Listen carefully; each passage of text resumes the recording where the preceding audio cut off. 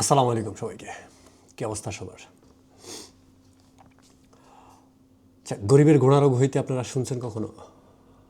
এটা একটা উপপাদ্য।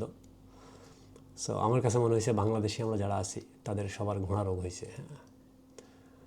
তো ঘোড়া রোগ কী তারা যদি না জানেন, আপনারা যদি না জেনে থাকেন তাহলে একটু গুগল সার্চ করেন ঘোড়া রোগ কী। শুধু লিখলেই হবে যে গরিবের ঘোড়া রোগ, তাহলে গুগল আপনাদেরকে বলে দেবে। আর যদি সেটা খুঁজতে কষ্ট হয় তাহলে এই ভিডিওর একবার শেষ পর্যন্ত থাকেন, তাহলে আমি বিস্তারিত এটা নিয়ে আলোচনা করব। সো আমাদের আজকের আলোচনার মূল বিষয়বস্তু হচ্ছে নির্বাচনী ইশতেহার। মোটামুটি বাংলাদেশের নির্বাচন যেহেতু আর 2 দিন পরেই, অনেক দিন পরে, মেলা দিন পরে একটা নির্বাচনী আমেজ দেশে বইতেছে। চায়ের দোকানে বসলেও নির্বাচন নিয়ে আলোচনা হয়, কেউ ফোন দিলেও নির্বাচন নিয়ে আলোচনা করে, খুব ভাল লাগে। সকল দল বিভিন্ন ধরনের গান টান বানাইছে। যদিও 2014 সালে আমি একটা কথা বলছিলাম যে যারা গান হারাম হারাম করতেছে তারাও একদিন গান বানাবে। আসলে সংজ্ঞা দিয়ে দেয়, হারাম হালালের সংজ্ঞাটা খুব ইজিলি দিয়ে দেয়। মিউজিকের কিছু কিছু পার্ট হয়তো বা হারাম থাকতে পারে, বাট গানটাকে আপনি হারাম বলতে পারেন না সরাসরি, কারণ গানে যদি শিরক বা কোনো এরকম কোনো শব্দ না থাকে। যাই হোক, আমরা সেই আলোচনায় না যাই। সো আজকে আলোচনার বিষয়বস্তু যেহেতু ইশতেহার, নির্বাচন ইশতেহার। সো আমার কাছে 4টা দলের নির্বাচন ইশতেহার আমার সামনে আছে, বিশাল বড় বড় ইশতেহার। সেগুলো পড়তে কিছু সময় লাগছে, তার জন্য ভিডিও করতেও সময় লাগছে, ভিডিও করতেও দেরি হয়েছে। সেই নির্বাচন ইশতেহারগুলো খুঁজে পাইতে একটু প্যারা খাইছি আমি। সেই প্যারা খাইতে যা সবথেকে সহজে যেই ইশতেহারটা খুঁজে পাওয়া গেছে সেটা হচ্ছে এনসিপির। তাদের ওয়েবসাইটটা খুবই সুন্দর, স্পেশালি থ্যাঙ্কস এনসিপির টেকনিক্যাল টিমকে। আমার কাছে ভালো লাগছে, আর একটু ভালো করা যায় তো, বাট ভালো লাগছে, অন্য অন্যদের থেকে ওইটা বেটার। এবং তাদের ইশতেহার হচ্ছে তাদের যে ওয়েবসাইট আছে সেই ওয়েবসাইটের বডির প্রথম ভাগেই আছে, যেটা আরও বেশি ভালো লাগছে। দ্বিতীয়ত হচ্ছে বিএনপির ইশতেহার বিএনপির ওয়েবসাইটে পাওয়া গেছে। ওয়েবসাইটটা আরেকটু গোছানো উচিত ছিল, এত বড় একটা দল, এরকম এত বড় দলের ওয়েবসাইট এত খুবই নর্মাল হবে, এতটা লোডিং টাইম থাকবে, এটা খুবই চিন্তার বিষয়। তো এটাকে আরেকটু ইজি করা উচিত ছিল। এবং বিএনপির ইশতেহারটা হচ্ছে তাদের ওয়েবসাইটের বডির মধ্যভাগে আছে, তাও পাওয়া গেছে। বাংলাদেশ জামাত ইসলামের ওয়েবসাইট দেখে আমি খুবই হতাশ হয়েছি, কারণ তাদের ওয়েবসাইটটা এত বাজে লাগছে আমার কাছে। এটা গুছানো না, এটার একটু গোছানো উচিত ছিল, কারণ জামাত, আমরা জানি যে জামাত মোটামুটি সাজানো গুছানো একটা সংগঠন।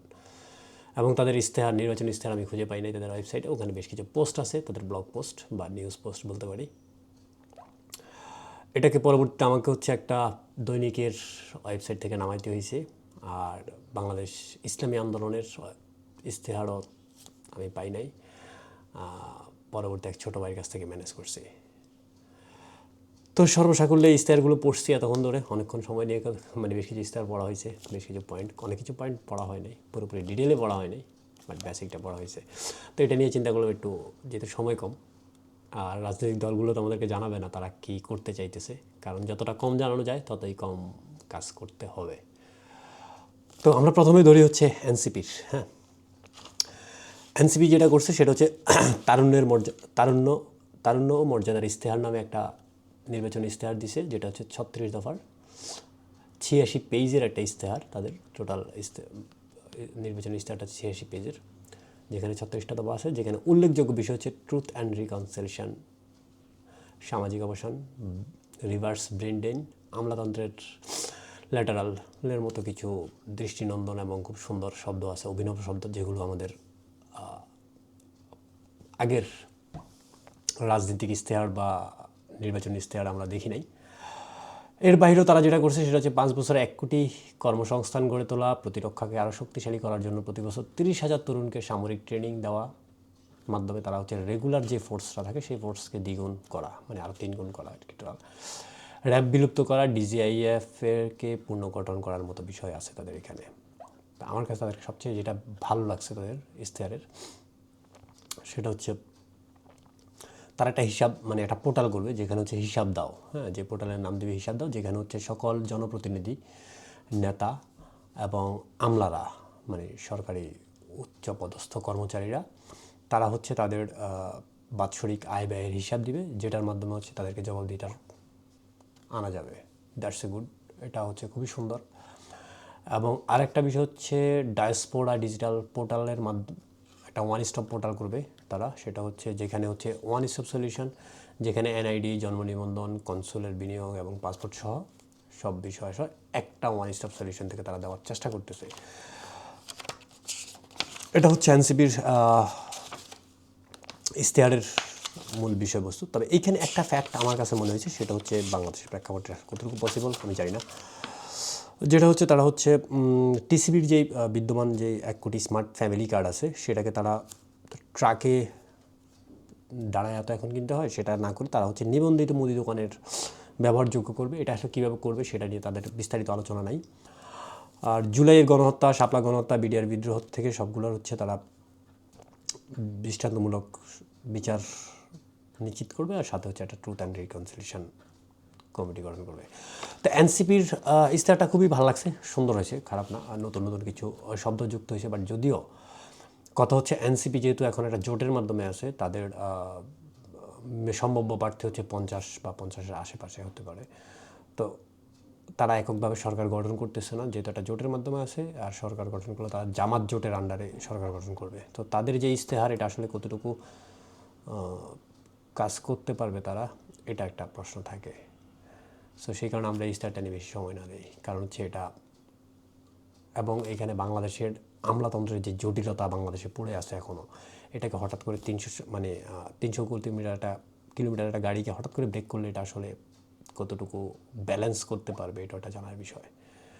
কারণ সরকার যদি জামাতের জোটের সরকার তারা আসে, তারা যদি এটা করতে চায়, তাহলে আমার মনে হয় তাদের সরকারও কিছুটা প্রশ্নবিদ্ধ হবে, সরকার দুর্বল হবে, সরকারের অনেক কিছু বিষয় ছুটে যাবে।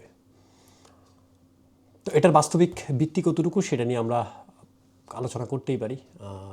আর তার আগে তো অবশ্যই তাদের এই যেহেতু তারা জোটগত সরকার হবে, সো তাদের একক ইশতেহারটা আসলে কতটুকু গ্রহণযোগ্য পাবে সেটা বলতে পারতেছি না। সো এবার আমরা সেকেন্ড যে ইশতেহারটা আছে সেটা হচ্ছে ইসলামী আন্দোলন বাংলাদেশের। এবং ইসলামী আন্দোলন বাংলাদেশ হচ্ছে জনপ্রত্যাশার বাংলাদেশ নামে একটা টাইটেল দিয়ে তারা 30 দফা 80 পেজের একটা ইশতেহার দিয়েছে, মানে 80টা পেজ ভাই, বিশাল। যেখানে তারা বলছে হচ্ছে রাষ্ট্র পরিচালনার সর্বত্র শরিয়া আইনকে প্রাধান্য দিবে, সর্বজনীন কর্মসংস্থান, কর্মমুখী এবং হচ্ছে বিজ্ঞানভিত্তিক শিক্ষা ব্যবস্থা, পিআর সিস্টেমকে বাস্তবায়ন করবে, 15 বৎসরের মধ্যে উন্নত ও কল্যাণ রাষ্ট্রের পরিণত করা বাংলাদেশকে। তাদের স্পেশালি আরও কিছু কাজ আছে, সেটা হচ্ছে মানে স্পেশালি আরও কিছু ইশতেহার আছে, মানে পদক্ষেপ আছে। সে তার মধ্যে একটা হচ্ছে দারিদ্র ঝুঁকিপূর্ণ জনগোষ্ঠীকে নগদ 5,000 টাকা করে সহায়তা করা, জামানতবিহীন লোন 18 থেকে 24 বছর বয়সীদেরকে, উদ্যোক্তা যারা তাদেরকে জামানতবিহীন লোন প্রদান করা, মানে ঋণ দেওয়া, প্রাথমিক শিক্ষার্থীদেরকে প্রতিদিন একবেলা করে পুষ্টিকর খাবার দেওয়া, স্বাস্থ্য কার্ড, কৃষি কার্ড চালু করা, নারী পোশাক কর্মী যারা আছে তাদের জন্য আবাসনের ব্যবস্থা করা। তো এখানে কিছু প্রশ্ন থাকে যে 15 বছরে যেই উন্নত ও কল্যাণ রাষ্ট্রে পরিণত করা, আসলে এই কল্যাণ রাষ্ট্রের মাপকাঠি কী হবে, উন্নয়নের মাপকাঠি কী হবে, আসলে উন্নয়নের মাপকাঠি আমরা কীভাবে করব, সেটা কি কনস্ট্রাকশনাল, মানে বড় বড় বিল্ডিং করবো, বড় বড় কিছু করবো, এই টাইপের কিছু, নাকি আসলে অন্য কোনোভাবে, যেমন আপনার ভুটানের জিডিপি হচ্ছে তাদের মানুষের সুখ, তারা যদি সুখে থাকে তখন তারা মনে করে যে তারা ভালো আছে। এখন এই উন্নত রাষ্ট্র বা কল্যাণ রাষ্ট্রের যে সংজ্ঞাটা দেওয়া হয় সেটা আসলে কিসের উপর ভিত্তি করে, তো এটা বিস্তর কোনো একবারে ডিফারেন্ট কিছু নাই তাদের এখানে। তাদের ইশতেহার আমার কাছে একবারে গতানুগতিক মনে হয়েছে, নতুনত্বের যে ছাপ থাকা সেটা খুব একটা বেশি কিছু নেই। আর এই তো, সো এটা নিয়ে আপনাদের যদি বিস্তারিত আলোচনা থাকে সেটা আপনারা করতে পারেন। অনেক বড়, মানে প্রত্যেকটা ইশতেহার যদি আমি পুরো ডিটেল পড়তে যাই তাহলে অনেক বড় হয়ে যাবে। এবার আসি বাংলাদেশ জামাতে ইসলাম। বাংলাদেশ জামাতে ইসলাম জাতীয় স্বার্থে আপোষহীন স্লোগান দিয়ে তারা 26 দফার 28টা অধ্যায়ে 41টা পয়েন্ট নিয়ে 90 পাতার একটা ইশতেহার দিছে। মানে পুরো 4টা ইশতেহারের মধ্যে সবথেকে বড় ইশতেহার হচ্ছে এটা, মানে পেজের দিক থেকে 90 পেজ, খুবই চাকচিক্য, খুবই কালারফুল, খুবই একবারে মানে ক্রিয়েটিভ ওয়ার্ক হয়েছে এখানে, প্রচুর ছবি টবি অ্যাড করছে। তো সেখানে তারা যেটা যে বিষয়গুলোকে খুব বেশি প্রাধান্য দিছে এবং যে বিষয়গুলো উঠে আসছে সেটা হচ্ছে তারা পিয়ার সিস্টেমকে প্রবর্তন করবে। পিয়ার সিস্টেমকে তারা ইনক্লুড করবে, জুলাই সনদের বাস্তবায়ন করবে, আওয়ামী লীগের আমলে ঘটে যাওয়া যেই ঘুম মানে খুন আবার ঘুম হয়েছে, বিচার বহির্ভূত যতগুলো হত্যাকাণ্ড হয়েছে সেগুলোর বিচার করা। 2030 সালের মধ্যে খাদ্য নিরাপত্তা, শূন্য পরিবেশ দূষণ, শূন্য বন্যার ঝুঁকি ও বর্জ্য ব্যবস্থাপনা, যাকে তারা স্পেশালি নাম দিয়েছে 3 মিশন। হ্যাঁ, এটা 2030 সালের মধ্যে করবে। শিক্ষা খাতে জিডিপির 6% তারা বৃদ্ধি করবে, মানে ব্যয় করবে। স্বাস্থ্য খাতে বর্তমান যে বাজেট আছে সেই বাজেটের 3 গুণ, মানে সেই বাজেটটাকে 3 গুণ করবে, যেটা আর 5 বছরের কম এবং 60 বছরের উপরে যারা নাগরিক আছে দেশের তাদের চিকিৎসা টোটালি ফ্রি করবে। স্নাতক পর্যায়ে বিশ্ববিদ্যালয়ে মাদ্রাসা পড়ুয়া 1 লক্ষ শিক্ষার্থীকে প্রতি মাসে 10,000 টাকা করে 5 বছর বিনা সুদে তারা শিক্ষা লোন দিবে। নারীদের জন্য স্নাতক পর্যন্ত বিনা বেতনের শিক্ষা। মাতৃত্বকালীন কর্মজীবী যারা আছে, মাতৃত্ব কর্মজীবী নারীদের জন্য তারা তাদের সম্মতিক্রমে 5 ঘন্টা সময় নির্ধারণ করবে, মানে 3 ঘন্টা, 8 ঘন্টার জায়গায় 5 ঘন্টা করবে। ঢাকা থেকে বিভাগীয় শহরের যাতায়াত এখন আমরা যেটা করি সেটা হচ্ছে কমিয়ে তারা হচ্ছে 2 থেকে 3 ঘন্টার মধ্যে আনার জন্য যোগাযোগ ব্যবস্থাকে একবার ঢেলে সাজাবে। এটা হচ্ছে তাদের নির্বাচনী ইশতেহার। সো এই ইশতেহার এবং জামাতের আরও যে পয়েন্টগুলো আছে সেগুলো যদি আপনি দেখলে আপনার কাছে মনে হবে যে আপনি খুব শীঘ্রই ইউরোপ কান্ট্রি বা উন্নত কান্ট্রি হয়ে যাচ্ছেন এবং আপনি স্বপ্নে ঢুকে যাবেন যে একটা উন্নত বাংলাদেশে ঘুরতেছি। এটা যদি করা যেত আসলে খুব ভালো হতো, কারণ শিক্ষা খাতে যেই 6% সেটা অনেক দিন থেকেই বাংলাদেশে যারা শিক্ষাবিদ আছে, যারা ওই স্টেক হোল্ডার আছে শিক্ষা ডিপার্টমেন্টের, তাদের সবারই দাবি ছিল। আর আসলে একটা জাতিকে যদি আপনাকে উন্নত করতে চান তাহলে, কিংবা একটা জাতিকে সঠিকভাবে করতে চান তাহলে আপনাকে অবশ্যই শিক্ষা খাতে ব্যয় বাড়াতে হবে, এটাই খুব নর্মাল। তো যে বিষয়টা হচ্ছে এখানে আমরা যদি একটু বাস্তবতার সাথে মিলাই, হ্যাঁ, জামাতের এই ইশতেহারটাকে বাস্তবতার সাথে মিলাই, আমরা জামাতকে নিয়ে একটু বেশি আলোচনা করি, কারণ হচ্ছে জামাত যেহেতু এটা জোটে আছে আর তাদের সম্ভাবনা অনেক ভালো। সো এটা নিয়ে আমরা আলোচনা করতেই পারি। এখন ফ্যাক্ট হচ্ছে বর্তমান শিক্ষা খাতের ব্যয় যেটা 2025-26 সালে যে শিক্ষা খাতের ব্যয় হয়েছে সেটা হচ্ছে মানে ইন্টোরিয়াম যেটাকে যে বাজেট দিছে সেই বাজেটে হচ্ছে 1.53% হচ্ছে জিডিপির 1.53% তারা শিক্ষা খাতে ব্যয় করছে, যেটার ভ্যালু হচ্ছে 95,644 কোটি টাকা। এবার এটাকে যদি আপনি 5% করেন, মানে বা 6% করেন, জিডিপি 6% করেন, তাহলে অতিরিক্ত ব্যয় হবে এখানে 2,79,430 কোটি টাকা। মানে আপনার 95,644 কোটি টাকার সাথে আরও অতিরিক্ত যোগ হবে 2,79,430 কোটি টাকা। স্বাস্থ্য খাতে বর্তমান স্বাস্থ্য আর পরিবার যে খাতটা আছে সেই খাতে বাংলাদেশে বর্তমান ব্যয় হয় 41,000, লাস্ট বাজেট অনুযায়ী 41,908 কোটি টাকা। এটাকে যদি 3 গুণ করেন তাহলে এটা বৃদ্ধি পাবে 1,25,724 কোটি টাকা। এরকমই তো, রাইট? 3 ছাড়া 12, হ্যাঁ, 1,25,000। সো এরকম হবে। এরপরে যাতায়াত ব্যবস্থাকে যে তারা ঢেলে সাজানোর কথা বলছে, সেই ঢেলে সাজানোর জন্য বাংলাদেশের টোটাল যাতায়াত ব্যবস্থার যে কন্ডিশন সেটাকে যদি আমি ঢেলে সাজাতে চাই এবং 2 থেকে 3 ঘন্টার মধ্যে ঢাকার সাথে প্রত্যেকটা বিভাগীয় শহরের যোগাযোগ চালু করতে চাই, তার জন্য বর্তমানে যে পদ্মা সেতু আছে এরকম 5-6টা পদ্মা সেতুর যে বাজেট, সেই বাজেট লাগবে। এখন এই অতিরিক্ত টাকা কোত্থেকে আসবে? জামাত ইসলামের যে ইশতেহার আছে সেই ইশতেহারে তারা এটা নিয়ে কোনো করে নাই, প্ল্যান দেয় নাই, হ্যাঁ, অতিরিক্ত টাকাটা কোত্থেকে আসবে। এবং এই অতিরিক্ত বাজেট যেটা বাড়তেছে সেটা কোথা থেকে ম্যানেজ করবে, রাজস্ব থেকে আসতে পারে, ওকে ফাইন, রাজস্ব কীভাবে আসবে সেটাও কোনো পরিপূর্ণ কোনো আলোচনা নাই। আর এই অতিরিক্ত টাকার জন্য যে আমি অতিরিক্ত কাজ করব সেটার জন্য কোনো মানে কিংবা অতিরিক্ত কর্ম পরিকল্পনা বা আয়ের বিষয়ে কোনো পরিকল্পনা তাদের ইশতেহারে পূর্ণাঙ্গভাবে নাই।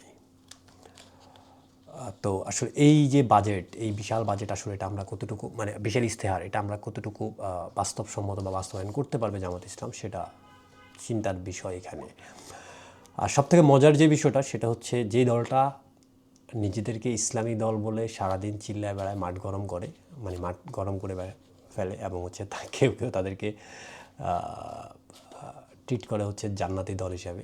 এবং তারাও কিছুদিন আগে গতকালকেও একটা ফটো কার্ড দেখলাম যেখানে হচ্ছে বলা হচ্ছে জামাতকে যদি আপনি ভোট না দেন, ভোট দিলে আপনি জান্নাত পাবেন, আর যদি ভোট না দেন তাহলে গুনাহ হবে। হ্যাঁ, তো নির্বাচনের সময় বাংলাদেশের রাজনৈতিক দলগুলোর প্রত্যেকটা নেতাই হচ্ছে আসলে কেমন জানি একটু ধার্মিক হয়ে যায়। হ্যাঁ, প্রচুর ইসলামের জ্ঞান ছাড়ে। আসলে এটা ছাড়তে গিয়ে তাদের যদি ইসলামের সম্পর্কে জ্ঞানের স্বল্পতা আছে, বাট তাদের পিআর টিমের তাদেরকে যেটা দেয় সেটা তো স্বল্পতা থাকে, সেই কারণে তারা গোলায় ফেলে। তো এই দলটার ইশতেহারে ইসলাম নিয়ে স্পেসিফিক আর কিছু নাই। হ্যাঁ, মানে ডিফারেন্ট কিছু নাই ইসলাম নিয়ে, যে আলাদা করে যে ইসলাম নিয়ে কোনো কথা তাদের ইশতেহারে নাই। এটা হচ্ছে জামাত ইসলামের ইশতেহার। সো আপনার জামাত ইসলামের কোন কোন বিষয়টা আপনার ভালো লাগছে সেটা আপনি জানাতে পারেন। এবার আমরা আসি বিএনপির ইশতেহারে। সবার আগে বাংলাদেশ স্লোগান দিয়ে বিএনপি হচ্ছে এইবার নির্বাচনের ক্যাম্পেইন করতেছে। তারা যেটা করছে সেটা হচ্ছে 51 দফার 5টা অধ্যায়ে ভাগ করছে, অনেকগুলো পরিচ্ছেদে ভাগ করে 44 পেজে একটা ইশতেহার দিছে। এইবার নির্বাচন ইশতেহারে সব থেকে পেজের দিক থেকে ছোট ইশতেহার হচ্ছে বিএনপির, যেখানে বিএনপি রাষ্ট্র ব্যবস্থা সংস্কার, অর্থনৈতিক পুনর্গঠন, পররাষ্ট্রনীতি, আঞ্চলিক উন্নয়ন, কৃষি বিপ্লব, নদী ব্যবস্থাপনা ও খাল খনন, কর্মসংস্থান সৃষ্টি নিয়ে মোটামুটি সবগুলা বিষয় নিয়ে তারা আলোচনা করার চেষ্টা করছে। যার মধ্যে উল্লেখযোগ্য বিষয় হচ্ছে সংবিধানে সর্বশক্তিমান আল্লাহর উপর পূর্ণ আস্থা ও বিশ্বাস পুনঃস্থাপন করা, উপরাষ্ট্রপতি পদ সৃষ্টি করা, পরপর 2 মেয়াদের বেশি কেউ প্রধানমন্ত্রী হতে পারবে না, মানে পরপর থাকতে পারবে না, বিরোধী দল থেকে ডেপুটি স্পিকার নিয়োগ, ন্যায়পাল নিয়োগ, পুলিশ কমিশনকে একটা পুলিশ কমিশন গঠন করা যার মাধ্যমে হচ্ছে পুলিশকে জনবান্ধব এবং দক্ষ বাহিনী গড়ে তোলা, তত্ত্বাবধায়ক সরকারের পূর্ণ প্রবর্তন করা, গণ অভ্যুত্থানে আন্দোলনকারী যারা ছিল গণ অভ্যুত্থানকারীদের আইনি সুরক্ষা নিশ্চিত করা। তো বিএনপি মোটামুটি তার মধ্যে বিএনপির যে হট টপিক্স যেটা ছিল এর বাইরেও বিএনপির কিছু কমিটমেন্ট আছে, সেটা হচ্ছে তারা 1 কোটি আর 5 কোটি মেবি গাছ লাগাবে এবং হচ্ছে 20,000 কিলোমিটার খাল খনন করবে, যেটা হচ্ছে নদী ব্যবস্থাপনার মধ্যে পড়ছে।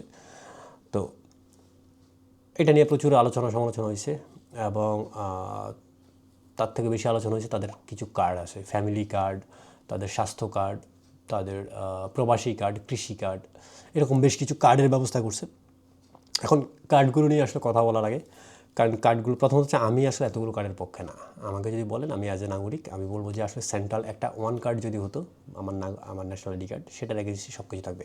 হ্যাঁ, একটা নাগরিকের সবথেকে সুন্দর হতো বাংলাদেশের রাজনৈতিক দলগুলো যদি এইরকম একটা কিছু করতো যে ন্যাশনাল আইডি কার্ডের এগেন্সি আমি যত সেবা আছে সকল সেবা নিতে পারবো এবং ন্যাশনাল আইডি কার্ডের এগেন্সি সকল সেবা এটা নোটেড থাকবে। এবার এই ন্যাশনাল আইডি কার্ডের এতে একটা রেটিং থাকবে, একটা পয়েন্ট থাকবে। আমি অন্য দেশের প্রায় বেশ কিছু দেশের এই সিস্টেম আছে। এবার এই পয়েন্টগুলো কেমন? এই পয়েন্টগুলো হচ্ছে আপনি যখন কোনো সংগঠনের সদস্য হবেন, সেই সংগঠনের সদস্য হলে আপনার সংগঠনের সকল সুযোগ সুবিধা আপনি নিতে পারবেন। বাট আপনি যদি সদস্যপদ রিনিউ না করেন তাহলে যেটা হবে কি, কিছু স্পেশাল সার্ভিস থাকে, যেমন আপনি ভোট দিতে পারবেন না, আপনি কোনো মত প্রকাশ করতে পারবেন না, ওখানে কোনো নীতি নির্ধারণ কোনো বৈঠকে আপনি থাকতে পারবেন না, স্পেশাল কিছু সেবা থাকে সেগুলো আপনি নিতে পারবেন না। তো এইরকম একটা পয়েন্ট আকারে করা উচিত ছিল যে ন্যাশনাল আইডি কার্ড যদি কেউ ট্যাক্স না দেয়, ঋণ খেলাপি হয়, তার বিরুদ্ধে মামলা হয় এবং সেটা প্রমাণিত হয়, মামলা তো যে কেউ নামে হতে পারে, প্রমাণিত হয়, এগুলো করার ফলে তার পয়েন্ট কাটবে। হ্যাঁ, তারপরে সে একটা টাইম পরে ভোট দিতে পারবে না, সে একটা টাইম পরে জনপ্রতিনিধি হতে পারবে না, সে ব্যাংক থেকে লোন নিতে পারবে না, মানে ব্যাংক, এবং সে ডোমেস্টিক বিমানও চড়তে পারবে না, কাইন্ড অফ এরকম।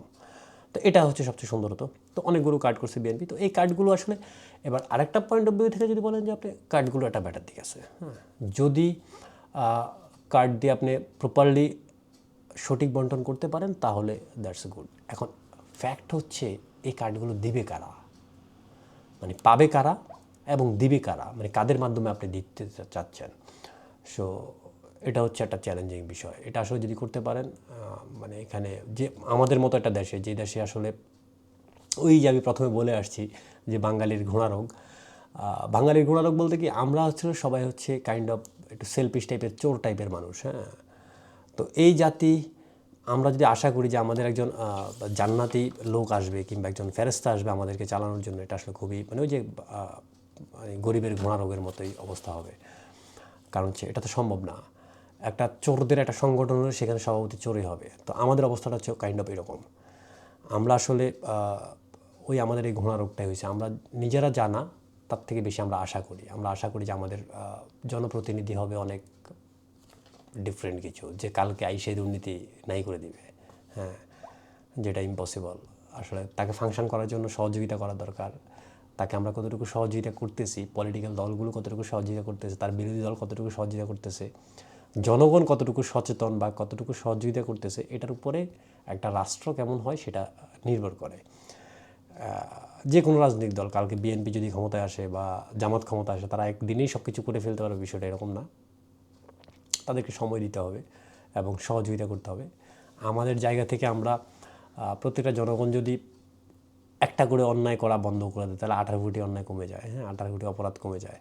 বাট আমরা তো সেটা করবো না। আমরা ফুটওভার ব্রিজ মেনে দিয়ে চলবো না। আমরা যেখানে সেখানে গাড়ি ব্রেক করবো না, ব্রেক করা বন্ধ করবো না। আমরা ঠিকমতো ট্যাক্স দিব না। আমরা ঠিকমতো রাষ্ট্রীয় যে সম্পদ আছে সেগুলোর রক্ষণাবেক্ষণ করবো না। তো ওই জায়গা থেকে আমাদের ওই ঘোড়া রোগের মতোই। হ্যাঁ, তো বিএনপির আরেকটা বিষয় হচ্ছে, বিএনপির আমার কাছে আমার ভালো লাগার জায়গাটা ছিল বিএনপির স্বাস্থ্য ক্ষেত্রে। বিএনপির একটা চিন্তা ছিল যে হচ্ছে প্রাইভেট অ্যান্ড হচ্ছে পাবলিক শেয়ারিংয়ের মাধ্যমে। হ্যাঁ, যেটা হচ্ছে প্রাইভেটের সাথে সরকারি হসপিটালগুলো একটা এমইউ বা চুক্তির মাধ্যমে সেবা প্রদান করা, এবং হচ্ছে স্বাস্থ্যকর্মী নিয়োগ দিয়ে সেটাকে আপনি অ্যাওয়ারনেস করা, যাতে ছোটো ছোটো রোগ যেগুলো আছে সেগুলোকে আমরা কন্ট্রোল করতে পারি। তো এটা আসলে এগুলো করতে গিয়েও যে দলীয়করণ হবে না, এগুলো করতে গেলেও যে দলীয়করণ আপনি ঠেকাইতে পারবেন, সেটার নিশ্চয়তা কি?